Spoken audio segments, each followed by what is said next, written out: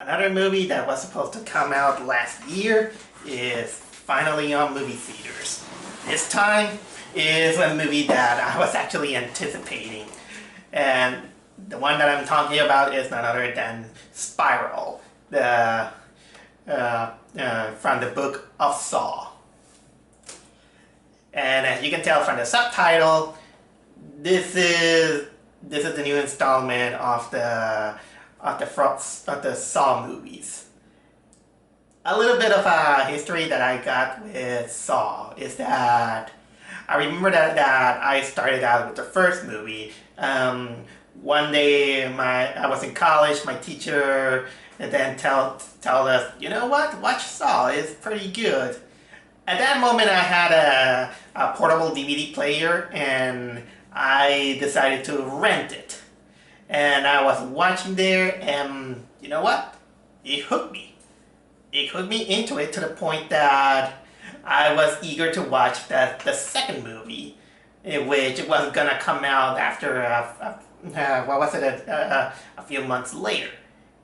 And I did. Even though at that moment, I couldn't go into it. I just had to wait until I get the rental. I remember that the third movie was my first time watching a Saw movie on the big screen. And from then on, I was anticipating every single Saw movie that appeared every single year, up until the final chapter, or in Saw 3D, which I did saw it on 3D.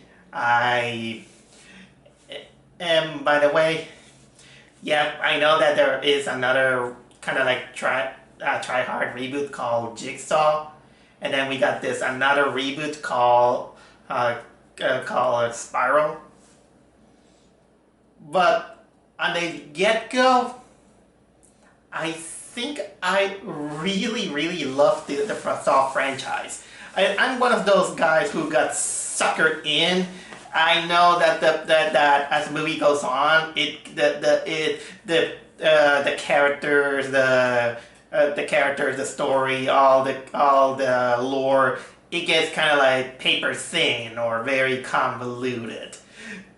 But you know what? Sometimes long-running franchises go like that. That also happened, with Friday the 13th and Nightmare on Elm Street, so fair game. I don't expect too much into it, except that I just go for it for the thrill of it. And for the thrill of it, I think that the Saw franchise does a better job compared to other try-hard franchises. And it delivers. It entertains me. Even doesn't matter if it is bad or good, or you don't care about the lore or the mystery, or technically it's real. Well, mystery, I'll say that is technically now paper thin, because we know that the mystery technically was solved, but now we're just subsequent movies is more about dealing about how this whole thing impact some people in it. So yeah, I really like the Saw movies. Although, you know what? It's been a long time since I rewatched them. I only watched them once, and that's it. But I do remember that while being kind of having my own mixed feelings on some of the lore, some of the pacing, and all these things, I kind of enjoy it. If you ask me which is probably my favorite installment, I know that many people say that is the first one. Obviously, the first one is technically the best of them all. But if you ask me, maybe I will say that probably my favorite of the Saw movies is probably number 3. The third one, I do remember that is the only one that I saw it on the movie theaters twice. So for those who are not informed, basically what is the Saw franchise? To put it short, it basically is a technically detective thriller horror centering on a serial killer in which its its main modus operandi is that it captures people that it that that the one that the killer thinks that they're not worthy of it. So he captures them, puts them in a contraption in which, for the sake of movie, they call it traps. Although I call it more mechanization more than traps, because a trap technically it means that you're setting a gadget in order to capture someone. But in this case, the victim is already captured, so they're technically in a contraption, and it's not to catch them, but mostly the mechanization is technically to it's kind of like a puzzle solver in which they have to solve it, or else the mechanization will activate and kill them off in a very, very gruesome way. But of course, all of those puzzle solvings also has high stakes, in which it means you have to give up a really, really huge part of your body in really, really horrific way. So, now that I think about it, no matter sometimes you think that death is probably the better alternative, because even if you get out of amputating harshly one of your body parts, there is still the risk of people dying of blood loss. But that's technically the gist of it. And it's been many years since the last Saw movie, and now we got this one in which it itself calls itself kind of like some kind of reboot. But one of the biggest things that Spiral grabbed my attention is none other than Chris Rock, which surprised me because Chris Rock, don't get me wrong, I like him, but he basically is mostly known as a comedy actor. And in this case, he's gonna play out a detective, police officer, which is technically more kind of like a serious role. And Saw is not exactly kind of like big comedy, unless you kind of consider all the death scenes and more unintentionally hilarious. But I was very curious to see where does Chris Rock goes. Probably kind of like his own apology letter since from last year's Everybody Hates the Witches. Yeah, I'm not gonna go with I think I might not go into an Everybody Hates Chris moment in this case. So today I went to watch Spiral, and let me tell you guys that if you are not into the Saw movies, or you don't understand Saw, there are high chances that you're probably not gonna like this movie. Or you're really picky on the lore, or the plot holes and all the things that are happening, or you technically don't care about the development of the films. You'll go like, nah. But personally, I actually liked the film. I really like it. I would say that I like it better than the last movie, Jigsaw. Even though the problem that I have with the other movie is that the other movie felt forgettable. This one, I don't think that I'm gonna forget it so much, because there's some things that I do really appreciate in consideration of a Saw movie. But in order to enjoy this film, my biggest suggestion is that you should not expect too much. Just expect a typical classic pace movie with a by the number story, in which you might find it predictable, but again, this is what you get when you watch too many movies. But for the most part, is Spiral is decent enough to have a good time for a Saw film.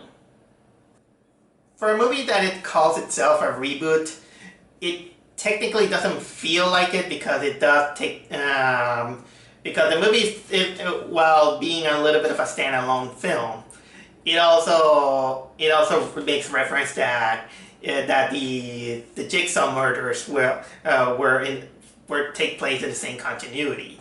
But basically the story is about this detective named what was it again? Zeke Banks. He played by Chris Rock, like I already said, who he has, who is taking up the shadows of his father, who was the chief of the police officers, and he is played by Samuel L. Jackson. But basically, the whole thing is that there is this serial killer who is targeting cops and is still following the footsteps of Jigsaw. He doesn't call itself Jigsaw, but it has the same method of capturing their victims, put them into deadly situation in which it involves them being in a kind of like a deathly mechanism, and if they don't solve it gruesomely, they die. So in this case, of course, everyone from the police, they were wondering why the killer is technically targeting cops, because normally the Jigsaw killer, it didn't technically target cops. It targeted almost anybody, even though it also targeted specific people, which I'm not gonna go into it for the sake of spoilers. But either way, they're just looking for clues to catch that criminal. But at the same time, you're gonna see that there are some hidden layers in this police department, which involve corruption. It involves how can I say? Well, just corruption. I'll say police brutality, police corruption, dirty copping, etc., etc., etc. I know that while I said that, it sounds really political, considering the times that the hard times that many of the cops are going through right now. But luckily, the movie it only took that, mostly kind of like a plot element, instead of going really, really heavy-handed. Even though, when you think about it, a lot of the Saw movies, they do generally go with a theme. Like, for example, let's say that the third, as far from what I can remember, the third movie is about forgiveness. The fourth movie is about kind of like medical insurances. I don't remember if it was the fifth or the sixth, but it involved but the theme is about teamwork. And in this one, if I could put it a little bit of a theme. The theme is about, well, secrecy, let's say, or in this case it's about puppet. Well, let's say about being on the shadows of someone important. It's about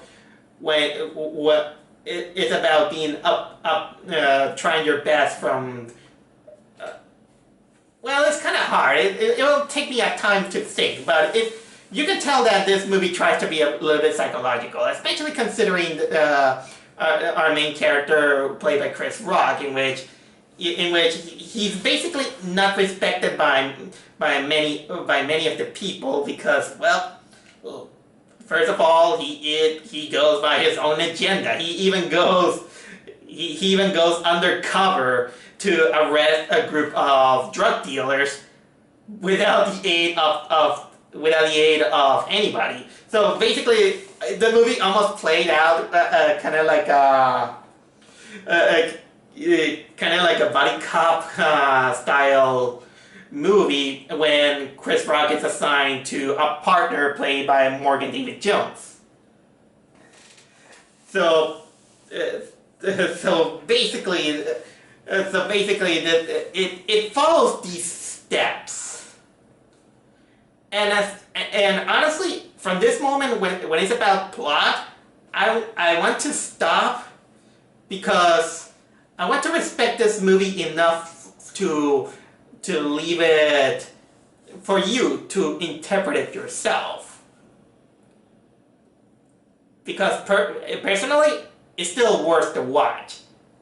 But again, I only recommend it to the people who can't stand, well, gore, and also is fine with the Saw movies, at least for some enjoyment.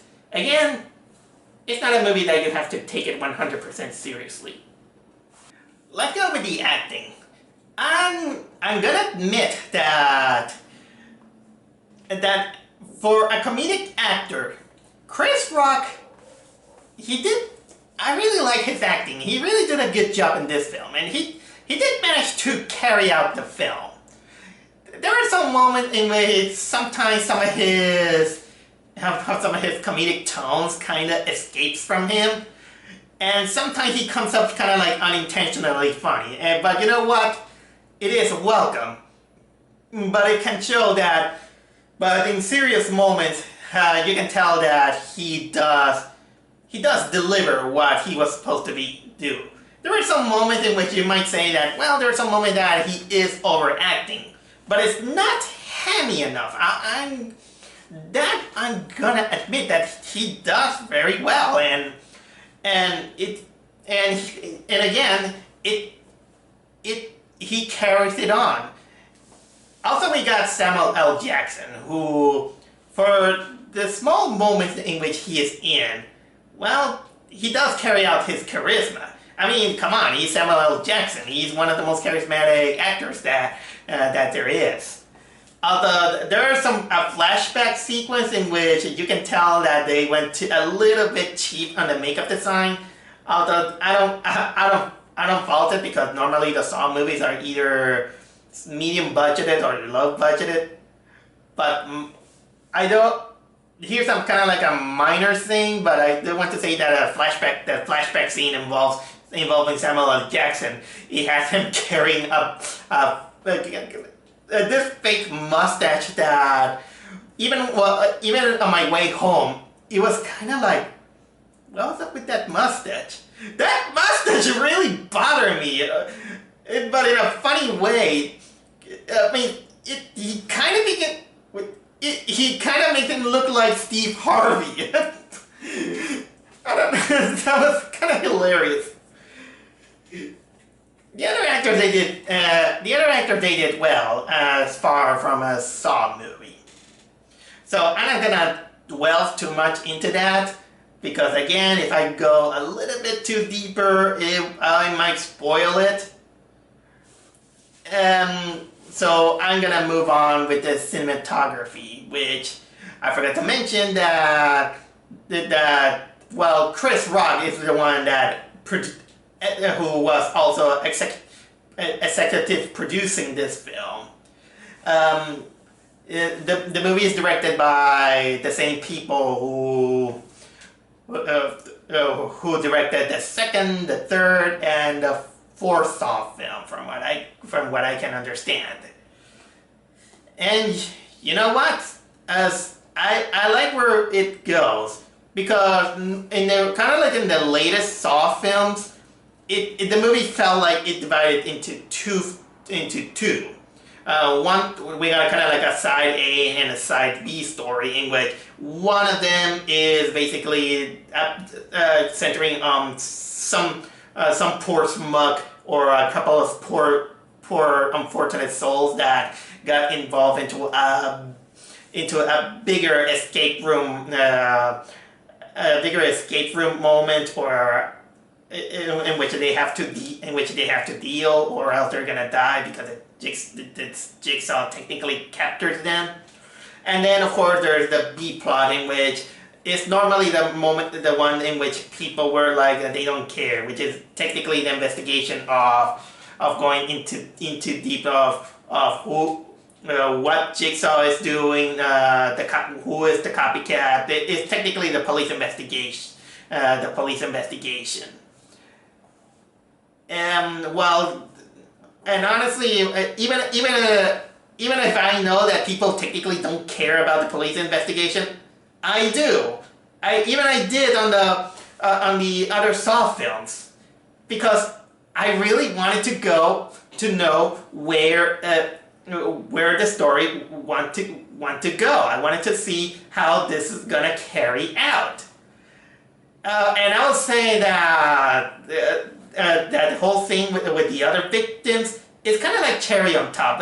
Again, it's kind of like the most the biggest selling point of the franchise, because we all want to see, well, people getting tortured. You know what? The more when I say that out loud, it kind of makes me look like a sadist.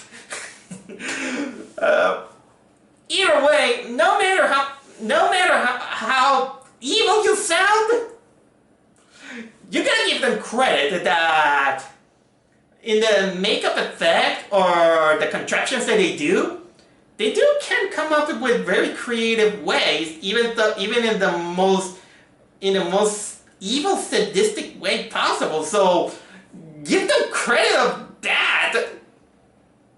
I'm sounding like an evil person. Sorry, guys. I'm not evil, isn't it, Spencer? Oh my god. And this movie's no exception. It's still gory and it's still cringy. Not gonna lie, I do cringe sometimes in this kind of movies, which kind of makes it kind of hard to watch it a second time. But still, as a guy who likes horror, it's very admirable of the lengths that they go through for that. Additionally, this is one of the few movies in which the detective case, or the detective side, is really interesting. Again, because it's thanks to the character of Chris Rock.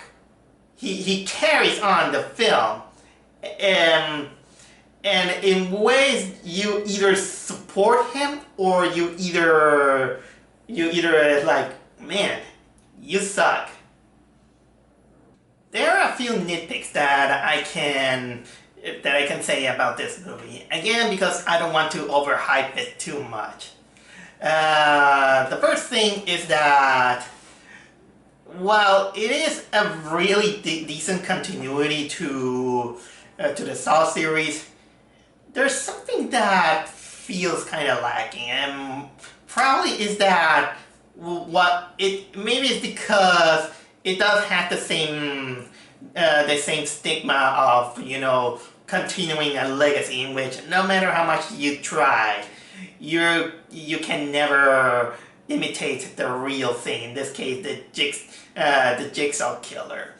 Because technically the first movie, or at least in my case, the third movie, in which when the original Jigsaw killer, the case gets solved, it's almost like capturing lightning in a bottle. And when a copycat or an inheritor resurface, it feels kind of like second grade. I know that kind of feeling, especially because technically the Jigsaw voice in this movie, well, it's not Jigsaw. This one is called Spiral. The Spiral Killer, I will call it. He's known because on the walls there's kind of like a spiral that kind of looks like Target logo. if I want to say a little bit blunt. But anyway, the Spiral Killer is, I'm gonna go with this nitpick. His video presentation, or the videos that the voice that he uses, he kind of sucks. His voice sucks. It's so generic. At least Tobin Bell playing the Jigsaw Killer and the subsequent movies, his voice has this eerie aura in it, and is genuinely creepy. Because here's a little bit of comparison as far as I can remember. When Tobin Bell as the Jigsaw Killer brings out his videos, his unnatural but subtle voice is like, "Hello everyone, I want to play a game." There's something about creepy about that voice. But the Spiral Killer, he sounds so generic. It's like, "Hello, I want to play a game. Live or die, make your choice." It's almost like the guy wasn't even trying to conceal his voice. He sounds like a depressed YouTuber. No offense, just in case. So this guy, although he's doing he's doing a good job as a Jigsaw copycat, but the voice, they could have done something better to make this voice more memorable or creepy. But at least they nailed something a little bit on the new puppet. Because the Jigsaw Killer, apart from the voice, he's also memorable in which sometimes, in order to increase the tension of the victims or to creep them out, he also used this creepy ventriloquist dummy in which nowadays is dubbed as Billy the Puppet. Still a creepy doll. Even the laugh really become iconic. This time they wanted to go with something new, and to be honest, it is a good thing. Wish I could have seen it more.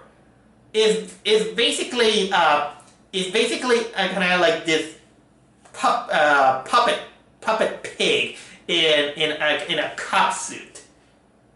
So let's say that for it is a really decent new mascot, let's say. Of course, it won't win so many hearts like Billy the Puppet did, but that pig is creepy enough. So I'll give this movie the credit that it tries its best on not trying to try out some new materials, but at the same time it's still a Saw movie in which many people will find it hit or miss. And I think that at this moment, since I don't want to spoil anything, I think that I gave enough material to tell you that I would recommend this movie if you're still into the Saw films, you're okay with just a movie that doesn't try too much. Again, you're gonna get a lot of fun from Chris Rock and the little moment of Samuel L. Jackson and the other actors. It's still a nice thrill. I like a little bit, kind of like the theme that it was going through. I do want to add, of course, that some of the editing and some of the flashback might turn you off because it kind of derails sometimes on the narrative. But basically, you know that a lot of the Saw movies is basically a giant jigsaw. So Spiral, well, check it out. Check it out. I really like this film. So far, I think that Spiral is better than the Japanese film Uzumaki. one.